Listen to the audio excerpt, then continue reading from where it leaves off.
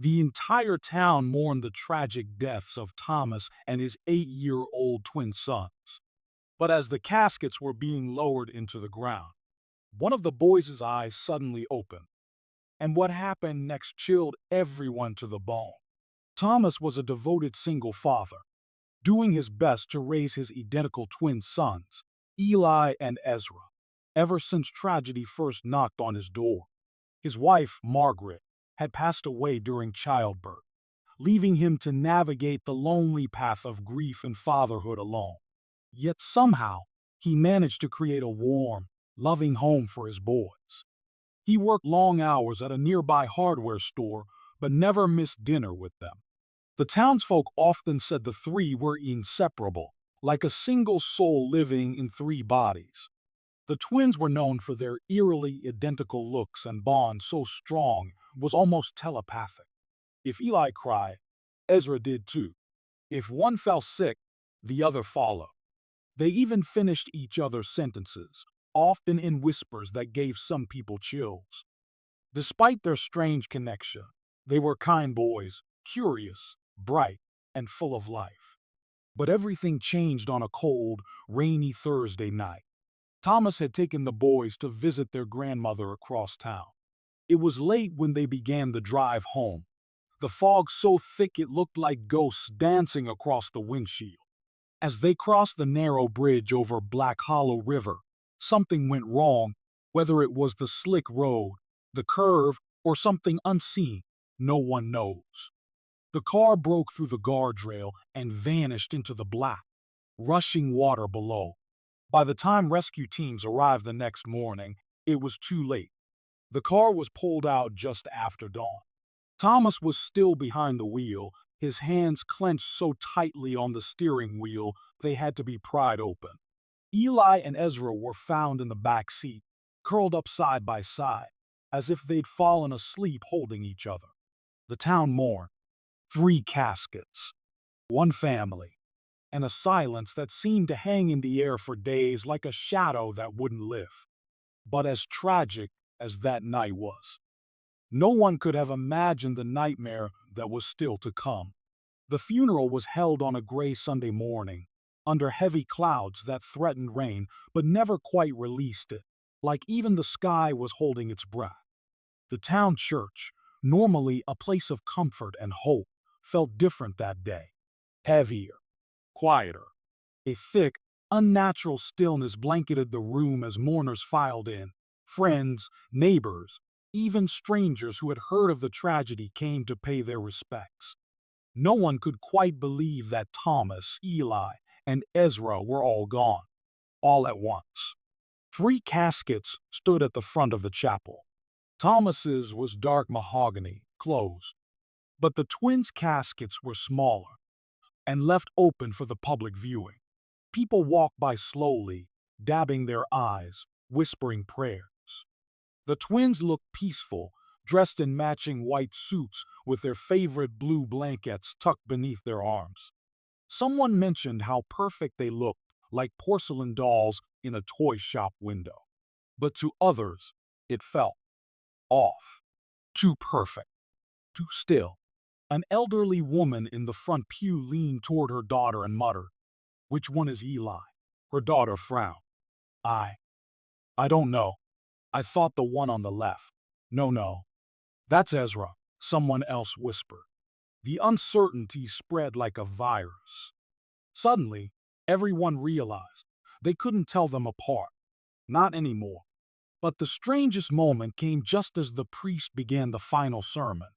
As he raised his hands in prayer, a sudden flicker passed through the candles lining the altar, like a gust of wind had rushed through the church, though no doors were open. A baby in the back began to cry uncontrollably. And then, one of the guests gasped and pointed. Ezra's eyes were open. Just a slit. Just for a second. The crowd froze. The priest paused mid-sentence. A funeral worker rushed forward, thinking maybe the lid had shifted and the boy's head moved. But when he leaned over the casket, he turned pale and stepped back. Ezra's eyes were definitely closed now, but his lips, they had changed, just slightly. The faint curl at the corners. A smile. Whispers spread through the crowd. Some dismissed it as imagination. Others weren't so sure. But one thing was certain. Something about that body didn't feel at rest, and no one noticed the small, wet footprint near the back of the room. After the unsettling moment at the funeral, many attendees tried to brush off what they saw or thought they saw as a trick of grief. Open eyes, a smirk, wet footprints. Grief does strange things to the mind, they said. People convinced themselves it was nothing. But that illusion of peace didn't last long. That night, the church caretaker, Mr. Langston, stayed late to tidy up and lock the building. He was a quiet man in his 60s who had tended to funerals for nearly 30 years. But he later said he'd never felt such an overwhelming sense of dread in that building, not even during war memorials or tragic accidents. As he swept near the altar, he heard something that made his spine go stiff. Knocking, soft, deliberate, from inside the building. He stood still. It came again. Knock, knock, knock. He followed the sound, heart pounding, to the back of the room where the caskets had been. All had been moved earlier that afternoon for burial, except one. Ezra's coffin. Some mix up, they said. A delay. It would be buried first thing in the morning. It sat alone now, near the side wall. Mr. Langston approached it slowly. The knocking had stopped, but now there was a soft tapping, almost like fingers brushing against the inside wood. His hands trembled as he reached for the lid. But just then, the lights above him flickered violently and the entire room went pitch dark. And that's when he heard it. A child's whisper. Don't bury me. He's still out there. The lights snapped back on. The casket was shut, still sealed. But something had changed. A deep scratch now ran across the top of the lid, 3 jagged lines, as if clawed from the inside. The next morning, the burial went ahead as planned. No one believed Mr. Langston's story. He retired early a week later and refused to speak about that night again. But rumors began to spread. People who had visited the funeral claimed to hear scratching in their homes at night. A few reported dreams of being trapped in a coffin, unable to scream. One woman, who had babysat the twins when they were toddlers, swore she saw Ezra standing at the foot of her bed, dripping wet, eyes wide open, just staring. Something was wrong, and no one realized. Ezra had never been buried at all. The town tried to return to normal after the funeral, but normal had changed. For weeks, eerie incidents continued. Flickering lights in houses that had no electrical issues. Children reporting they saw a boy in white, watching them from across the street, only for him to vanish when approached. And most disturbingly, a chilling pattern emerged. Everything strange seemed to happen around 3:33 a.m. Every single night. It was Thomas's sister, Lydia, who couldn't shake the feeling that something was wrong. She had helped identify the bodies before the funeral and remembered something odd even then. The scar, she muttered to herself. Eli had a small crescent-shaped scar above his eyebrow, an accident from when he fell off a bike. But at the viewing, neither of the twins had it.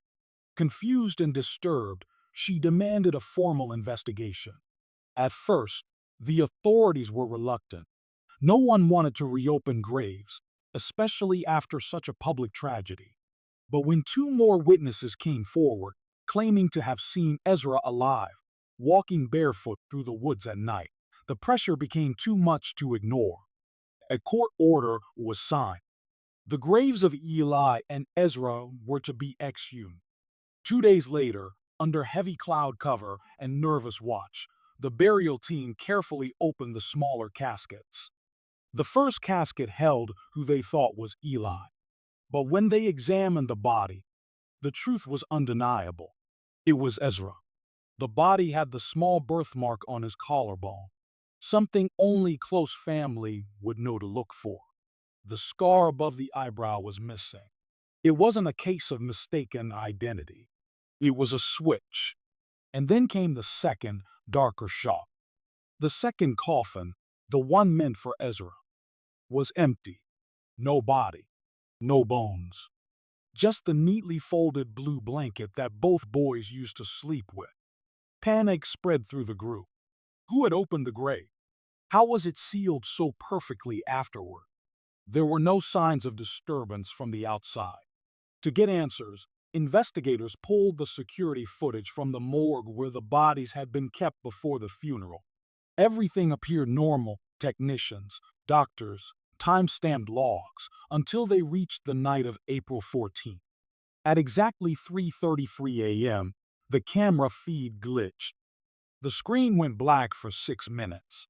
When it came back on, nothing looked out of place. Except for one thing. One of the freezer drawers was slightly open. Ezra's drawer. And the technician assigned that night. He never returned to work. He was found the next morning in his apartment, curled up in a corner, eyes open, completely silent. He never spoke another word. He had carved one thing into the wall with his fingernails. Over and over again. He's not dead. Weeks passed, but peace never returned to the quiet little town. Instead, fear settled into every home like a fog that refused to lift. People no longer let their children play outside after dark. Church attendance dropped. Some even moved away entirely. But the fear wasn't just about what had happened.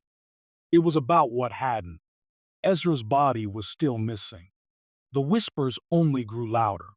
Sightings came from nearby woods, lonely highways, even a farmer who swore he saw a child standing in the middle of his cornfield at dawn, pale as snow, with blank eyes and no shadow. Every sighting occurred around 3:33 a.m. And then one day, someone finally found him. A hiker passing through the dense Black Hollow forest near where the car had crashed weeks before, heard soft sobbing. He followed the sound deeper into the trees until he stumbled upon a boy, barefoot, soaking wet, shivering, and covered in scratches. His skin was pale, lips blue, but he was alive. The hiker wrapped him in his coat and called the authorities. At the hospital, the boy wouldn't speak at first. He just stared at the ceiling with wide, empty eyes. When they asked for his name, he only responded after they whispered, "Ezra." His lips trembled, and then he whispered, "Eli is still sleeping. I'm Ezra, and Daddy told me to come back." The room went silent. The nurse dropped her clipboard. Authorities tried to get more answers, but the boy wouldn't say another word. When doctors examined him, they found something deeply disturbing. Across his left forearm, deep under the skin, were three claw-like scars, jagged and red, as if burned into his flesh. They formed the numbers, 333. And the strangest thing, the body of Thomas, the father, was never reburied after the investigation. It was held in a city morgue for autopsy. But 3 nights after Ezra was found, his body disappeared. No break-in, no signs of forced entry, nothing. Just an empty drawer, and a final, horrifying note scratched into the inside of the locker door, as if with fingernails. He said it wasn't my time yet. Now, every year on April 14th, exactly at 3:33 a.m., someone in that town reports hearing knocking, always from inside their home. Some ignore it, some pray, and a few knock back. No one has seen Ezra since, but the legend lives on. If this story haunted you, hit that like button, subscribe for more terrifying tales, and comment below. What do you think really happened to Ezra and his father? Was it death, or something darker?